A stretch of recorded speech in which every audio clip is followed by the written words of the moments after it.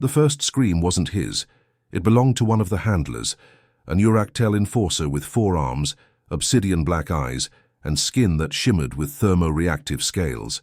Their kind was bred in the magnetic storms of Veskar 9, known for shrugging off laser fire and crushing bone with a flex of their clawed fists.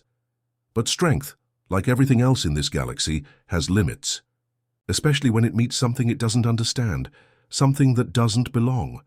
The lights flickered. First a stutter, then a hum, then gone. The corridor outside Cell 9 was plunged into near-total darkness, broken only by the red flicker of an emergency diode embedded in the wall. That was when the screaming began, high-pitched, primal, not the kind you hear in a skirmish, not a battle cry or a warrior's death wail. No, this was fear, pure, unfiltered, terrified. And it wasn't coming from the prisoner. The Vorakal was a monster of a ship. 9 decks of armored plating, 47 isolation chambers, a pressurized core strong enough to contain quantum surge detonation fields. Every corridor had reinforced bulkheads lined with interior turrets. AI-guided auto-defenders could detect biological anomalies within 2 heartbeats and reduce them to smoldering tissue before a third. No prisoner had ever escaped. No one had even tried. The Dominion called it the Iron Spine of Justice, a floating citadel where death row began before the sentence was given, which is why the crew laughed when they saw what they were hauling. Human? Scoffed Commander Karth, flicking through the biometric logs. One of the softskins? From Saul? Designation 7H2M, confirmed the logistics officer. Captured during the insurgency on Thalvirid, allegedly sabotaged an entire communications relay station. Solo infiltration. There was a beat. Then the room burst into laughter. Commander. Karth bared his fangs in amusement, mandibles clicking with smug rhythm. They really think we're going to escort a Terran to central processing? What next, do we babysit Grell spawnlings too? The consensus was clear. Humans were myth-wrapped primitives, dangerous only in large, desperate packs. Useful, perhaps, in the mines, expendable in battle, but certainly not worth the resources of an entire Dominion-class prison transport. Still, orders were orders. The human had been retrieved from the ruins of Outpost Theta 12, standing amidst a field of burning debris and twisted metal. The report said 17 Jar commandos lay dead. All but one had their throats slit with surgical precision. The last had been different, burned from the inside. The medtechs assumed it was some Terran device, a fusion charge or chemical weapon, but when they scanned the site, they found nothing. No detonators, no casings, no weapons, just the human, standing still, staring, up at the retrieval drone, calm, waiting. Maybe it was a trap, the ship's second-in-command had offered. Maybe the comms team turned on each other, psychological interference from some soul-born tech. No, Karth interrupted. This isn't psychology, this is arrogance. The humans want us to think they're dangerous. They think fear will earn them respect. He glanced once more at the cell cam. But soon they'll learn. Fear doesn't save you out here. Except, it wasn't the human who would need saving. Now, floating in the black silence between HD 3928b and the twin moons of Solvashtar, something had changed. Systems began glitching. Readings scrambled. There were temperature spikes in areas with no power draw. Ventilation systems whispered when no air was flowing. Cameras in Sector 9 blinked off, first 1, then 6, then all of them, until the feed showed only a blank expanse of static and glitching shadows. Commander Karth's fingers tightened on the edge of his command throne. His thermal sight pupils narrowed. Why is Cell 9 offline? Ensign Raval hunched over the readout console, hesitated. Could be a glitch, sir. Sensor feedback. The new suppression matrix sometimes interferes with... No. Karth stood. Feed it to the bridge. I want visuals, now. The screen crackled. For a split second it was blank. Then it wasn't. There were no guards. The suppression field emitters had been torn from their sockets. The floor was littered with Orium chain links, snapped, not melted. Snap points suggested rotational torsion, beyond recorded force thresholds. Not melted, not cut, broken. There was no sign of the enforcers who had stood watch. just darkness and blood. Thick streaks of purple-black Dominion ichor smeared in patterns across the walls. Circular, precise. As if the human had painted with purpose. A symbol, not one the computer could translate, but it felt old, ancient. "I want all security teams to Sector 9, Carth ordered. "Seal every junction, triple guard the hangars, lock down the core, armory and cryolabs. Do not let this get past containment." But he already knew it was too late. The ship shuddered. A deep vibration passed through the hull, subtle yet unnatural. Systems across Deck 3 flickered. Environmental controls hiccuped, grav generators surged, and suddenly gravity inverted for 6 seconds before stabilizing. Crew members slammed into ceilings and bulkheads. Bones cracked. Screams echoed. Over the comms, then came the whisper. Not through the air, not through the walls, but through the ship's internal comnet. A voice, calm, low, human, modulated, deliberate. "You should have left me in the dirt." Silence followed, then chaos. Before we jump into this epic tale, subscribe to Starbound's HFY for the most intense sci-fi battles, legendary warriors, and universe-shaking wars. Don't miss out, hit that subscribe button, and join the fight. Carth froze.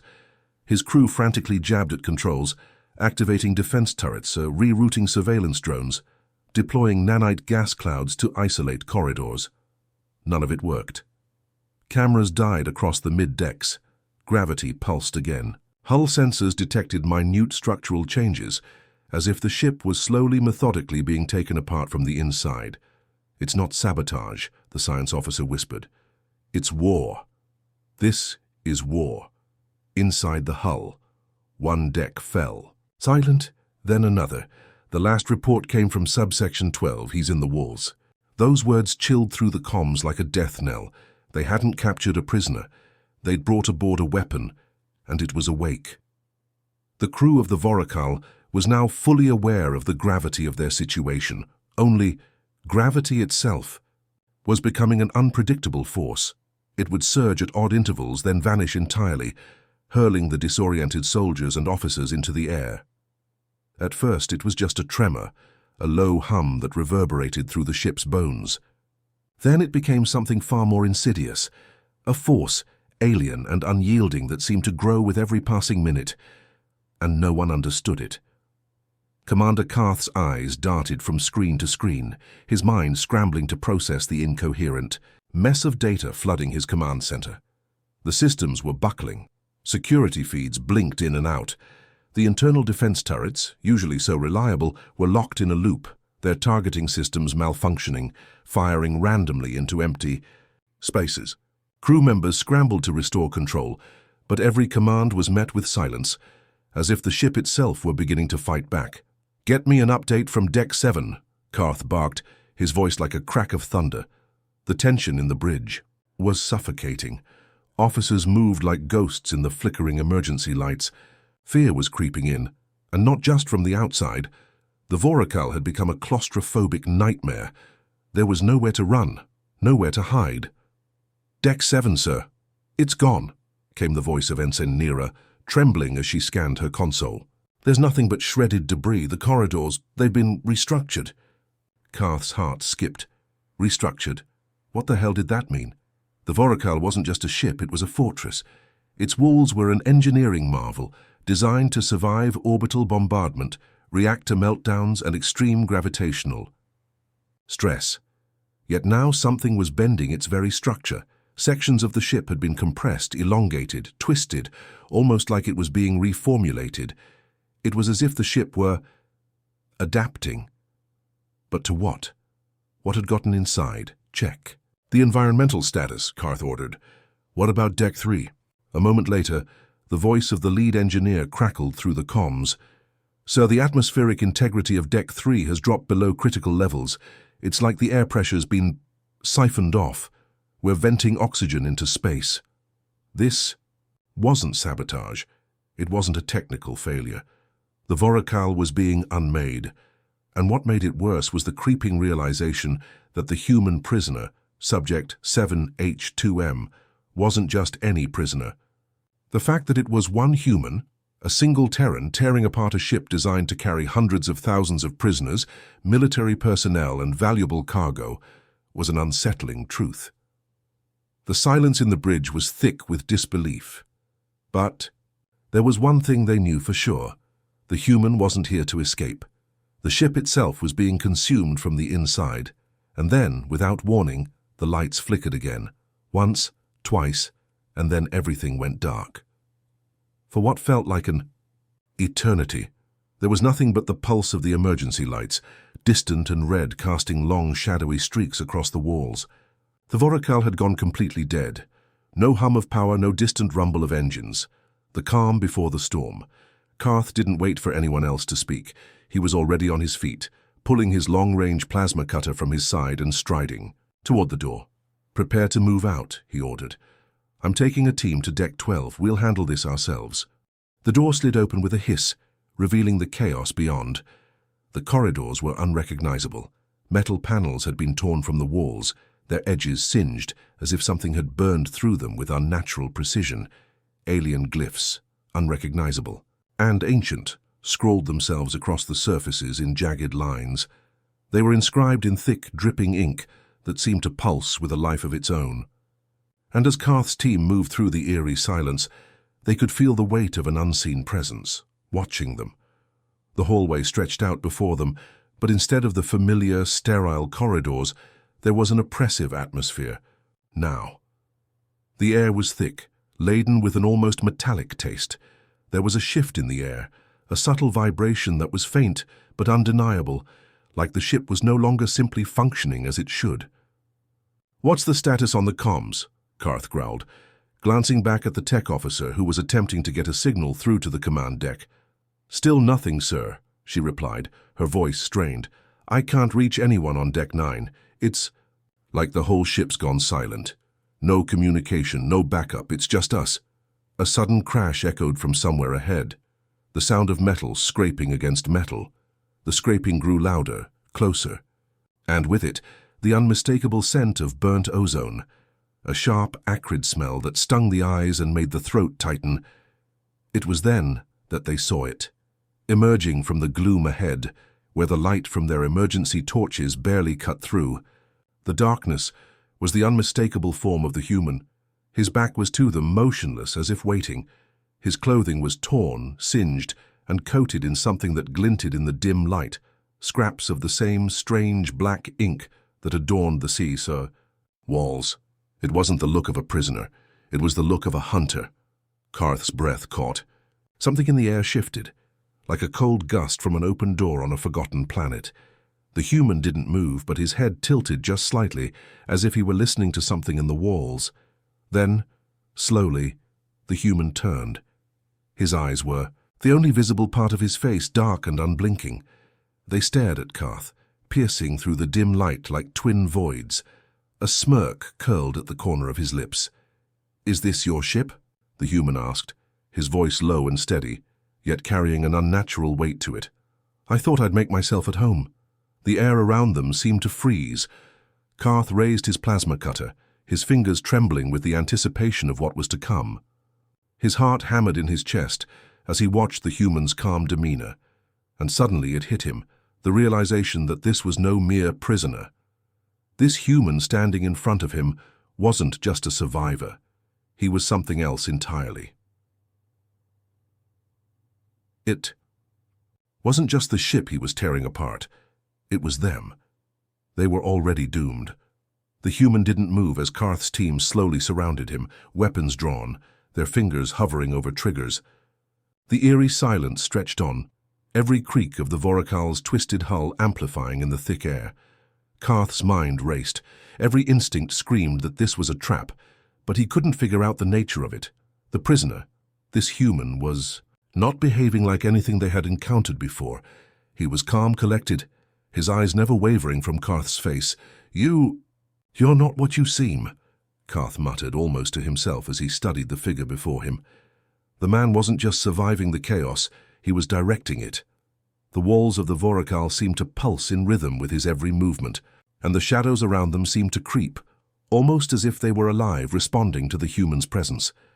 Without warning, the human raised one hand, slowly, deliberately, and the lights flickered again. The crew tensed, but no attack came. Instead, the ship's emergency systems began to hum to life, flickering weakly on and off as if the entire vessel were caught in the grip of an unseen force. Something was pulling at it from within.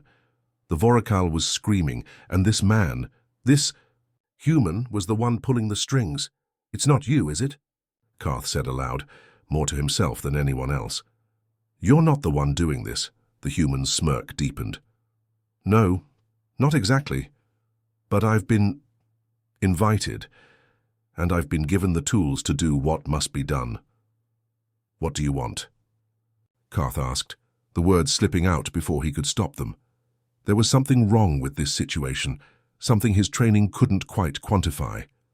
This was beyond the scope of any standard interrogation or military tactic. The human wasn't just a prisoner.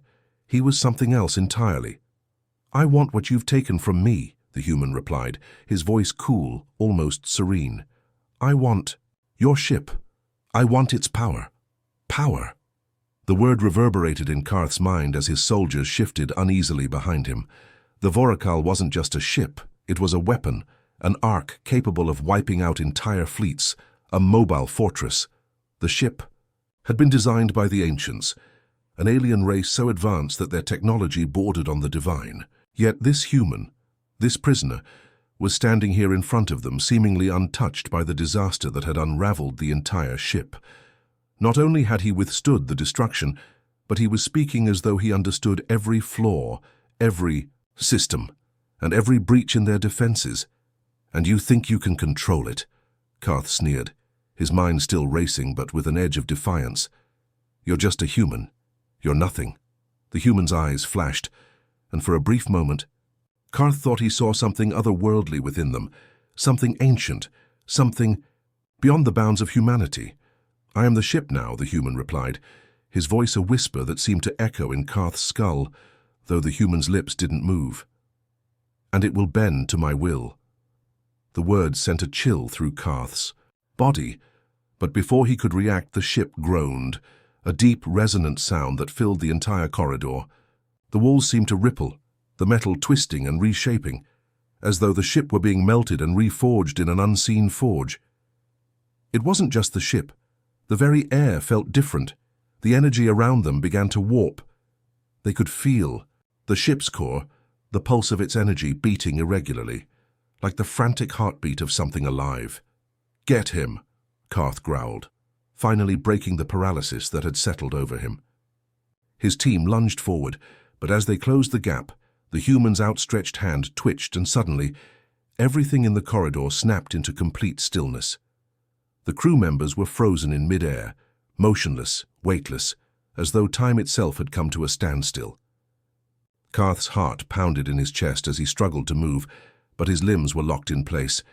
It was as if an invisible force had wrapped itself around them, a force that came not from the ship, but from the human. His body shimmered faintly, his form beginning to blur at the edges, as though reality itself could no longer fully comprehend him. "You still don't understand, do you?" The human's voice came, not through the air, but in Karth's mind, clear, present, and cold. The Voracal was never just a ship. It was an engine, it was a vessel, yes, but it was also a gateway, and now it's mine. All the power, all the knowledge, and all the destruction it can bring. It's in my hands. Karth's mind reeled. The implications of the human's words were incomprehensible. How could one human, one man, have taken control of the Voracal? The ship had been designed to operate on principles far beyond any human understanding. It had been built with alien technology, incorporating elements from races that had long vanished from the galaxy. To think that this prisoner could simply command it was madness. But then, why wasn't the ship falling apart completely? Why wasn't it disintegrating? The truth began to slowly creep into Karth's mind, settling into the dark recesses of his thoughts. This human wasn't merely controlling the ship, he was becoming it. The ship had been designed to be a weapon, a fortress, but it had never known what it was truly capable of, not until this man had set foot aboard. For the first time since they had captured him, Karth understood the gravity of the situation. This human was no ordinary prisoner. He had become something far more dangerous, a living, breathing extension of the Vorakal itself. And the worst part? He was learning, adapting. The human's eyes bored into Karth's, piercing his thoughts like a needle through fabric. "I know what you're thinking," the human said, his voice laced with both pity and amusement. "You think you can fight me. You think you can destroy what I've become, but the ship is mine now, Karth. It listens to me, it obeys me, and every moment you waste trying to fight back is another moment I use to control its power." The crew members, still frozen, began to shift slightly, their eyes wide with fear as they realized the full extent of what was happening. Karth opened his mouth to speak, but the words caught in his throat. The terror that gripped him wasn't just fear of death. It was the realization that this human had become something beyond a mere threat. He had become a force of nature. The human tilted his head slightly, as though considering Karth's silent question. "You're also afraid of what you don't understand," the human mused. "But don't worry, and I'll show you. I'll show you all exactly what happens when you become the thing you once feared." And then, as if to prove his point, the ship's lights died completely, leaving them in total darkness. The hum of the Vorakal's core faded to a low, unnatural growl, like the deep groan of some immense cosmic beast stretching in its slumber. Karth could feel it, deep in his bones, something far more dangerous than the technology itself. The Vorakal was alive. It was no longer just a ship. It was a weapon, and it was about to fire. The silence that followed was suffocating. Karth's breathing was the only sound in the pitch-black darkness, each inhalation thick with the acrid scent of electrical fires and scorched metal. The hum of the ship's core had faded, but the deep, oppressive presence of the Vorakal lingered in the air. It was as if the ship itself were holding its breath, waiting for something. Karth strained to see, his eyes futilely searching the shadows. His soldiers were still frozen, their bodies suspended in the stillness. He could hear their hearts thudding in their chests, each beat a drum of impending doom. His own pulse was loud in his ears, but the silence that surrounded him made everything seem impossibly distant. His mind raced. The Vorakal had always been a weapon of unimaginable power. But this was different. This was something new. His eyes fell on the human. There he stood, unmoving in the center of the room. His form seemed to flicker, as though his body were constantly shifting in and out of focus, his very existence warping the space around him. Karth had never encountered anything like it. He had seen the power of ancient alien artifacts, had witnessed battles that shattered the fabric of space itself. But this was something deeper, something that resonated in the very core of existence. "You're afraid," the human's voice came, startling Karth. It was soft, almost casual, but the weight of the words pressed down like an anchor. Karth clenched, his fists, fighting the sense of vulnerability that threatened to overwhelm him. "You can control the ship," he managed to say, his voice hoarse, "but you can't control me." The human smiled, an expression that was almost sad. "It's not about control, Karth. It never was." The words hung in the air for a moment, heavy with meaning. Karth's mind churned. The human was right. This wasn't about control, it wasn't about dominance, not in the way Karth had imagined.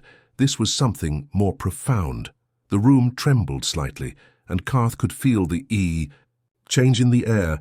The temperature dropped, a chill creeping through the metal of the ship, as though the Vorakal had begun to shift in response to its new master. The walls groaned again, not as a sound, but as a vibration deep in the bones of the ship. Karth felt the reverberations in his teeth, in his spine. This wasn't just a ship reacting to an external force. It was responding to the human. The ship knew him, and he knew the ship. The human took a step forward, his footfall soundless on the cold floor. It was as though he were part of the ship, a creature bound to the same laws of motion that governed the vessel itself. His every movement seemed to distort reality, slow, deliberate, but inhumanly graceful. "I've seen what you fear, Karth," the human continued, his voice now rich with an unsettling calm. "I've felt it too. Your species is terrified of the unknown, terrified of things you cannot control, cannot comprehend. But what if I told you? The greatest fear is not the unknown. Karth could feel his heart race, his mouth going dry. Then what is it? The human's smile twisted into something darker, something more knowing. The greatest fear is that you already know. You know deep down that there is no way to stop it, no way to fight it, and it's already happening. Before Karth could respond, the ship lurched violently, throwing him off balance. He grabbed onto the nearest console, cursing under his breath as alarms blared and lights flickered erratically. The ship was moving, and not in the way it should. The Voracal wasn't just warping space around it, it was folding space itself, bending the laws of physics with a casual ease that defied logic. No, Karth breathed, horror creeping into his voice. This can't be happening. Do you feel it? The human's voice cut through the chaos, as cold and implacable as the void itself, the fabric of the universe and tearing apart. The ship's massive engines flared to life with an unnatural shriek. The Voracal's gravity wells pulsed, distorting the space within the ship, bending light and shadow into impossible shapes. Karth felt his body pulled in different directions as the ship's core fluctuated, sending waves of energy coursing through the vessel. The power was unrelenting, overwhelming. It was as if the ship itself were trying to escape, trying to break free from its own restraints. Karth staggered, gripping the wall to keep from falling as the floor buckled beneath him. The sound of tearing metal filled his ears. But there was no escape. The human stood unperturbed in the center of it all, the eye of a storm that had no equal. He was part of this destruction now, part of the ship itself. "We're entering the fold, Karth," the human said, his voice eerily calm as the ship continued to convulse. "It's an ancient process. The Voracal was never meant to traverse the fabric of space the way your kind envisioned it. This ship is a gate, a key to something greater." The word sent a chill through Karth's bones. His thoughts raced, but nothing could keep up with the madness unfolding around him. The Voracal had never been a simple warship. It had been something more, something ancient, something capable of altering reality itself. But this was a level of power far beyond anything Karth had ever imagined. As the ship continued to fold space around them, time itself seemed to slow. The stars outside the viewport twisted, bending into impossible shapes. Reality wavered like a mirage, as if the universe were being unraveled at the seams. "You've become the ship," Karth whispered, barely able to comprehend the magnitude of what was happening. "So you're going to tear us apart?" The human nodded slowly, his expression unreadable. "No, Karth, I'm not tearing anything apart. I'm freeing it." The ship groaned again, a deep, resonant sound that seemed to echo across the galaxy. For the first time, Karth understood the truth. This wasn't a simple battle for control. This wasn't about power. It was about evolution. The human had not just infiltrated the ship's systems, he had merged with it. He had unlocked something that had been hidden within the Voracal for eons, something that had always been there, waiting for the right person to awaken it. And now, Karth realized with a sinking feeling, there was no going back. "Brace yourself," the human said, his voice cold and final. "You're about to witness the birth of something new." Before Karth could react, the ship's core flared with blinding light, and the stars outside were replaced with a swirling void. The light from the Voracal's core exploded outward, consuming everything in its path, sweeping across the ship in waves of white-hot energy. Karth's mind barely had time to process the magnitude of what was happening before the ship plunged into a deeper darkness, a void that defied comprehension. The stars outside had vanished, swallowed by the deepening blackness that stretched on forever. Karth's entire body felt as though it was being torn apart and reassembled in an instant. His vision blurred, flickering between dimensions, as though reality itself were being stretched like a fragile piece of fabric. Time fractured around him, seconds twisted into centuries, and moments into eons. His heartbeat slowed to a crawl, then sped up to a blistering pace, as though the very pulse of existence had become erratic.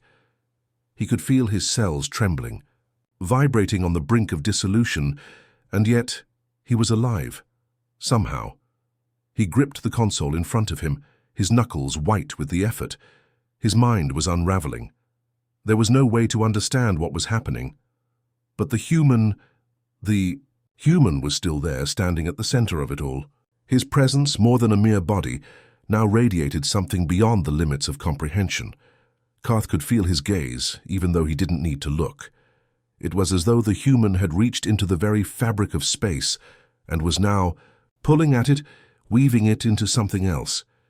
"You still don't understand," the human's voice echoed, resonating through the fractured reality. It was softer now, distant, and yet impossibly clear. "You think this is about power. You think this is about control. But it's not. Not anymore." The words twisted in Karth's mind. He was no longer sure what was real. Was this a dream? Was it madness? The ship, the human, the universe itself, they were all fragments of something greater, something beyond his reach. And yet deep within him he knew there was one thing he could still hold on to, his own survival. Whatever this was, whatever this human was doing, he had to find a way to stop it. "You're fading," Karth hissed, his voice ragged.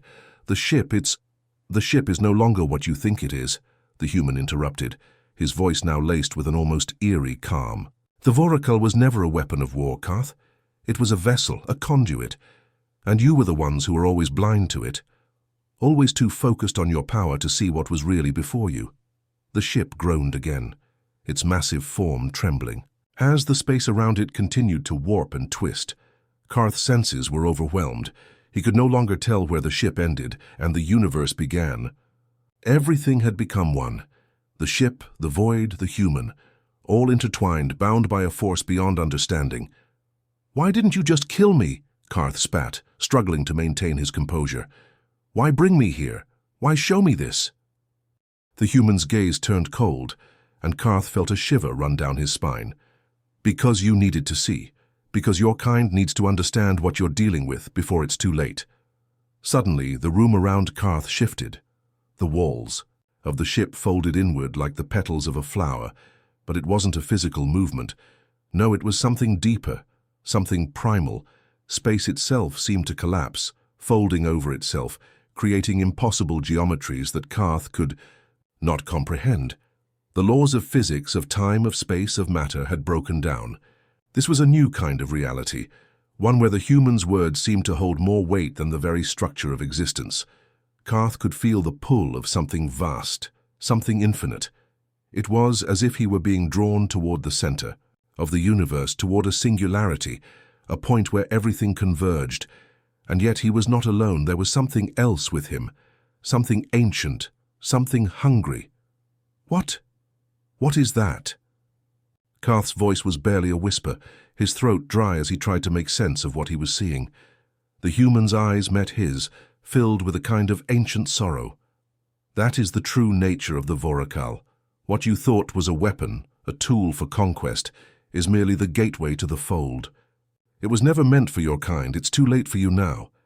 The universe cracked open, and with it came the void, a place where no stars shone, no time existed, no space stretched. It was an expanse so vast, so empty, that it should have been nothing, but it was alive. Karth's mind reeled. The Voracal had never been just a ship. It had been a doorway to something beyond comprehension, to an intelligence so vast it could not be understood. It was not just a ship. It was an awakening. The human stepped closer, his form flickering as though it were part of the fabric of space itself. "I didn't want this to happen, Karth, but your kind forced it. You forced the hand of the Voracal. Now it's gone. All of it is gone." Karth could feel the ship's essence leaving it like a creature shedding its skin. The Voracal was no longer a machine, no longer a weapon. It was an extension of the human, an extension of whatever force was now taking hold. The ship had turned against its creators, and in its final act, it was evolving. It was evolving into something that no one could control, not even the human. Karth fell to his knees, his body trembling as the last remnants of the Voracal structure dissolved around him. It was all slipping away, falling into the abyss of the fold. There was no escape. There was only the void. And in that void, he knew that the universe had been irrevocably changed. The human knelt beside him, his expression unreadable. "There is no going back, Karth. What's coming next is beyond your understanding. and you'll have to live with that. The ship, no. The entity that had been the Vorakal faded completely into nothingness. The universe was empty, save for the two of them. The human standing unbowed, and Karth on his knees, the weight of the galaxy pressing down on him. Karth had wanted to understand, wanted to control, to conquer. But now, in the face of this force, this unquantifiable truth, he saw his mistake. The universe had not been his to take, and now, with everything shattered, he was left alone with the echoes of what had been. The human's final words reverberated in Karth's mind as the last remnants of his existence began to fade into the unknown. Welcome to the fold.